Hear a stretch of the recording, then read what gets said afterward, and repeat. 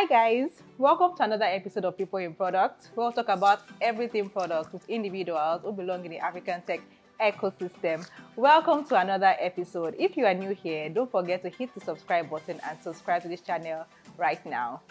Today we have a body of knowledge with us. Her name is Tayo. She is the head of products at Vendease. Hi Tayo, how are you doing today? Hi Anna, good afternoon. Thank you for coming on this episode today. It's very good to have you here. It's a pleasure. Thank you for having me. Okay, let's tell us about yourself. Who is Tayo? What does she do? Where did she graduate from? What did she do? Anything interesting about yourself. Interesting. Okay, maybe I should start from the boring part, then I'll progress to the interesting part. Don't mind me.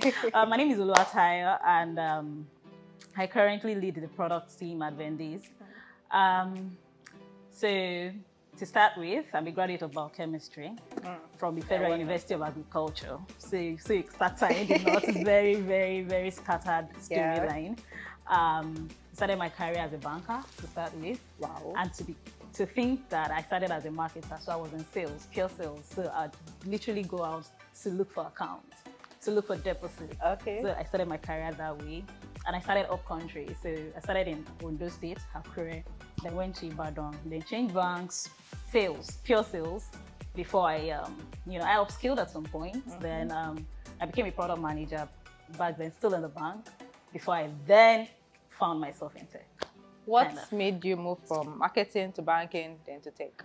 Okay, so I think mine was born out of frustration. At the same time, I was yearning for more. I wanted to make impact.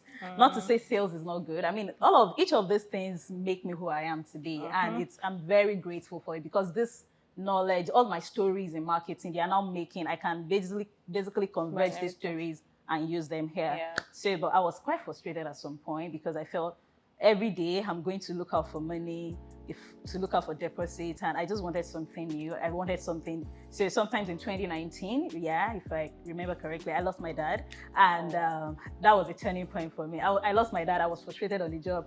I was just, I was like, what next? What next? And that was when the rave of, data is the new oil. Data is this. Data is that. So I was like, so let me go do data analytics now. Right? But then it wasn't even pre-COVID, so it didn't.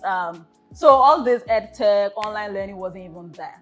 So I was looking for, so where can I learn data analytics? Then there was not so much online classes. So I came for seminars physically in Lagos. I traveled down. And I couldn't even drive myself. I came in public transport. It was terrible. Those were ghetto times for me, right? In the rain or sun, I would just come to Lagos in person. Yeah. So come and attend seminars, learn about From data. Akure?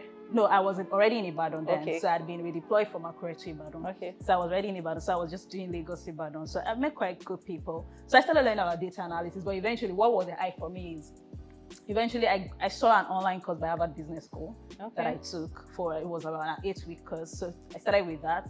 Then I started learning. So in that class, we learned about Excel. So I didn't know Excel could do a lot of stuff.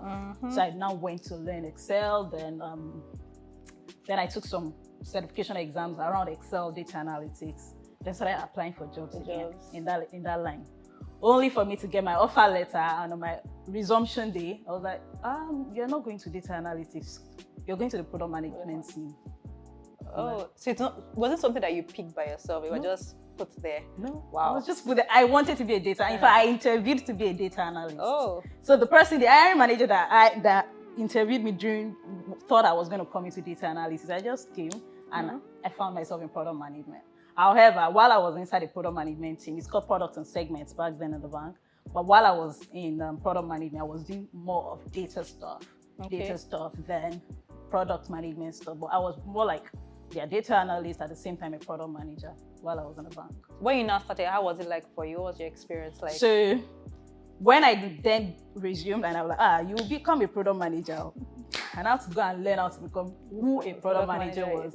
So I started taking this course, or it was live. Again, it's pre-COVID. Yeah. So I had to go to Yaba to go and learn. Wow. So I was always going to Yaba every weekend to go and learn product management. There were this tech hub like that. So I had to go learn. So, but however, I realized that what I was being taught in class, software, it was product management in the software space, Okay. in the tech space. However, when I was in the bank, it wasn't so much of that. The best I did when I was in the bank was write product papers, write business requirement documents, and we just pass it to IT. So IT team takes care of it. So I don't even get, and that was all. At best, when IT team is done, they'll say, oh, come and do UAT, and that was it. So I wasn't entirely involved in the technical part of things. It was just write out what you want from the business angle, and that was it.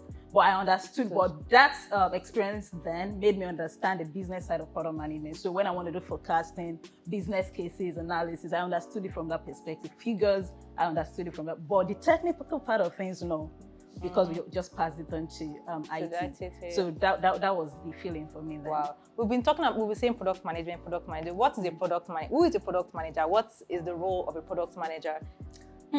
So usually I like something, right? I like to make explanations in the simplest form. That is, let's assume a 5-year-old or my child is in front of me, and he or she asks me these kinds of questions, how they would be able to assimilate it. So if you ask me who is a product manager, I'll basically tell you somebody that solves problem. Find a problem and solve it. So as long as your product is not solving any problem, you are not doing anything as far as I'm concerned. So you have to solve a problem, offer value, and that's the simplest thing I know of. That's the simplest explanation I can give who a product manager is. Many times people mistaking project management and product management. So what we say is the difference between these two.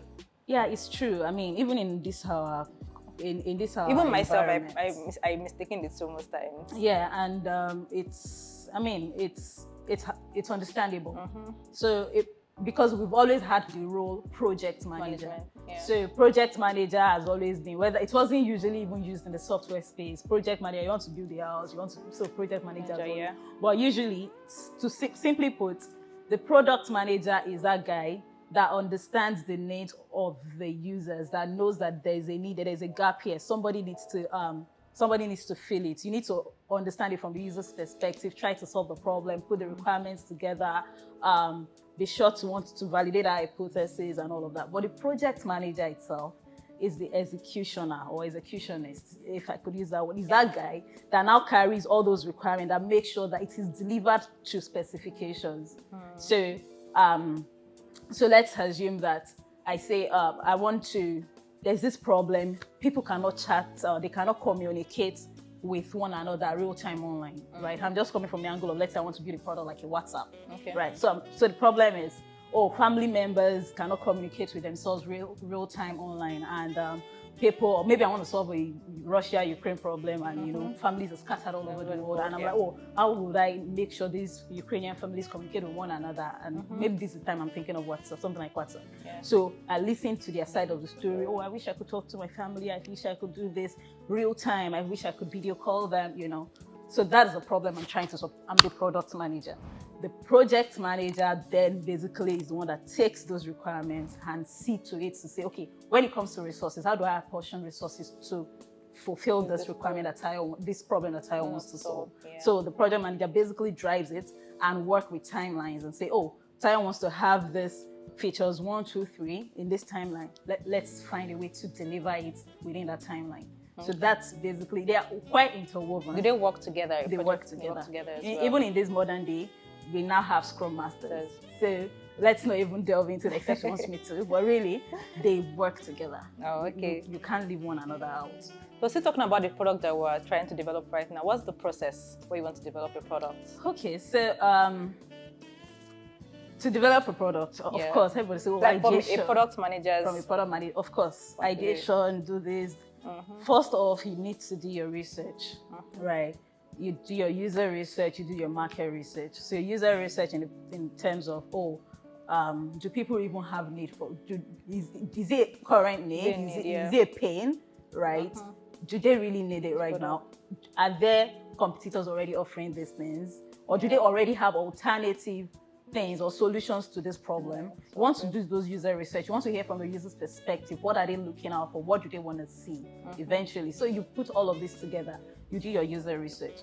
Now, you do your market research. So this thing I want to do, who are my target users? What's the segment I want to serve? What's the opportunity in that market? Because you don't want, as much as you're passionate, you want to solve a problem, you don't want to you're not an NGO, right? You're not for profit. You also want to make money. So you want to see what's the market opportunity. Eventually, when this product goes live, is it sellable? Will people be ready to part with their money for it? So basically, you do your research. When you put all of this together, then you can you can take it to, well, of course, you have your design team. You can then come to your design team, who then basically brainstorms with you. You think of the user experience, then you put all of this together, start with your prototyping or your normal designs, right? Depending on what kind of resources you have. You may want to, you do your designs in sprint and, do designs. Depending on what kind of project, you could take your designs, do a usability test before you even go into development. Yeah. That is, the design has been prototyped, and that is, they're just mock-up screens. You click here, it goes here, it opens the screen. You just want to see how people or your current user or your proposed user are interacting with that prototype product. Now, when that has been, done, you have reviews, feedback, you do that, then you take it into development. In all of this, you've started your documentation, by the way. But by documentation, I mean you've started writing a PRD, that's a product requirement document, where you're being able to state that, oh, this is what you want the system to look like. This is system design. It must be able to do this, it must be able to do that.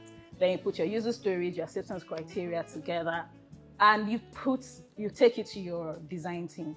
Again, this is where frameworks come in, but I won't go into frameworks, right? Depending on what framework you're using on your design team, in some institutions, they will say, oh, you do PI planning. PI means program increments. In some institutions, they'll say, oh, just do sprint planning. Because if the ones that do PI planning, they'll say, oh, you do iteration plan. Plenty frameworks. Now, let's limit it to, you do your sprint planning.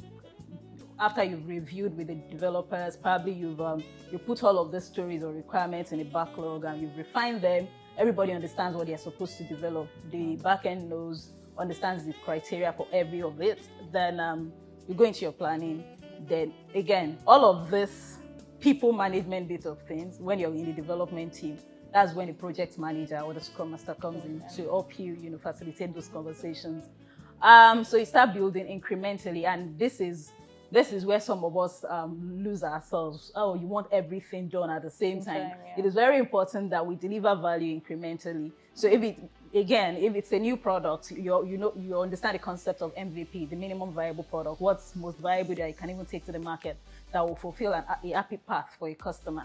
So you take that into development, you start building incrementally, and start pushing out incrementally, maybe to a pilot environment, a test environment where you know that, oh, we can test from point A to point B or from point A to point F, So you do that continuously until you're done. Of course, development is done, your QA has tested, you put it in an environment where you can even have like a beta test for your potential customer or selected closed user group like that. So you test and you ship to production. Hopefully your product is bug free. Hopefully, hallelujah, and you don't have stress. So you ship to production. Of course, in all of this, while they are wrapping up, you have a product marketer, or let's just assume you are the same product marketer. You've started preparing your go-to-market strategy, because it's not enough to prepare the product and not know how you want to enter the market, because you are preparing for failure again. So you would have put your go-to-market strategies together, and you've shipped to prod. You have already, probably started with your marketing strategy, teasers, countdowns, whatever it is you want to employ. Then you go to market. Now, after going to market, it's not enough to go to market again. You still need some feedback so that you can, you can be improving the product as you go. This is where, and again, maybe not everybody, but it's very important for me. Maybe I'm coming from a background of data analytics. So product analytics is very important. You necessarily need to have some tools embedded with your software to measure, to understand your users' behavior within your product. So for example, you see, and you would, and it's not so difficult really. You could embed, you will have Firebase tracking events within your app. People use Mixpanel. There are a lot of them outside that, right? You track recordings, how people are moving from point A to point F within your product. And on a regular basis, you necessarily need to understand what this data point means so that you can increasingly improve your product as you go along. So yes, off the top of my head, that's like one of the smoothest parts to smooth. Wow, that is like going from up down up down. That's a lot. That is a lot, trust me. Well, maybe. Okay, I want to take you back a bit. You talked about the PRD. So how are there different kinds of PRDs? How do you know what things to include and what not to include? Okay, PRD, as the name implies, for simplicity's sake, product requirement document. Just look at it from the angle of what is required of the team, the entire team, to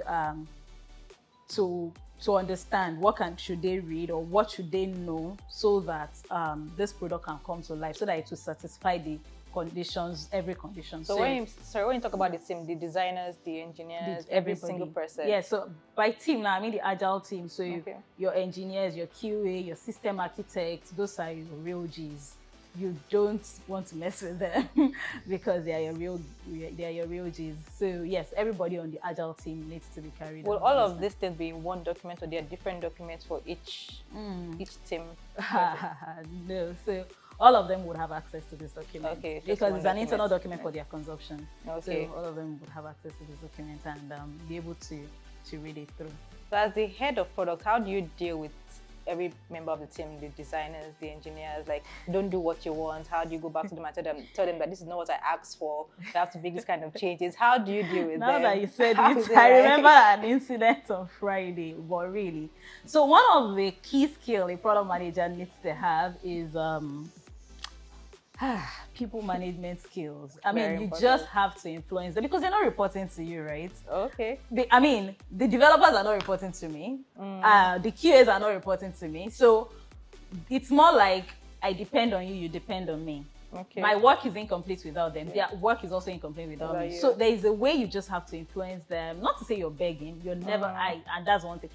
There's probably a part of guy I beg now, but if you're doing your job, or maybe I'm giving you extra, but really there's this skill of influencing. You must have heard it, influencing without authority. So it's more like this is the problem. You have to be able to sell the vision to them. Let them see. It's like, see, guy, if you're able to achieve, if we're able to deploy this feature, see the problems we'll be solving. See how many people are dying on a daily basis because of X, Y, Z. They're able to bring it from that perspective. So look at it from another perspective of, we want to achieve instant transfer. That is, I transfer right now and you get it right now. You can paint a scenario of, imagine somebody got involved in a car accident, and this is Nigeria, right? And the hospital is not ready to of course, they probably administered first aid, but they won't go further. And they're saying, oh, you have to make a transfer. And let's assume we're in a system where you can't make instant transfer. That person is likely to lose their life. But if you have not sold scenarios like that to them, or vision like that to them, that say, this is the problem, these are the real problems, because everybody as individuals, innate, we always want to solve a problem. So until you make them see, oh, these are the problems. Look at you now. If you do this, we are going to be able to solve these problems. You are changing the world. So until you start to understand the self visions to them and how to influence them, it may be, if you don't understand that bit, it may be quite difficult. Not to say that there are not times that we don't fight. Yes, there are times. There are times we fight. At the same time, another thing that is very important for a product manager is get your receipts, get your facts right. Know what you're doing. Come with data. If you do not come with, no, that's what the data is saying. It's played, everybody's seeing it. Nobody's like anybody. Until you do that, if you don't own your stuff by yourself, you may be lost because some people can dribble you. But if you come with your receipts, everybody can see it. So you just have to understand how to manage people with your influencing skills. It's very, very, very important. Everybody is a boss. Guy, alpha, boss. Everybody is a boss. And you also need to get your facts right. Come with your receipts, come with your data. It helps. Wow.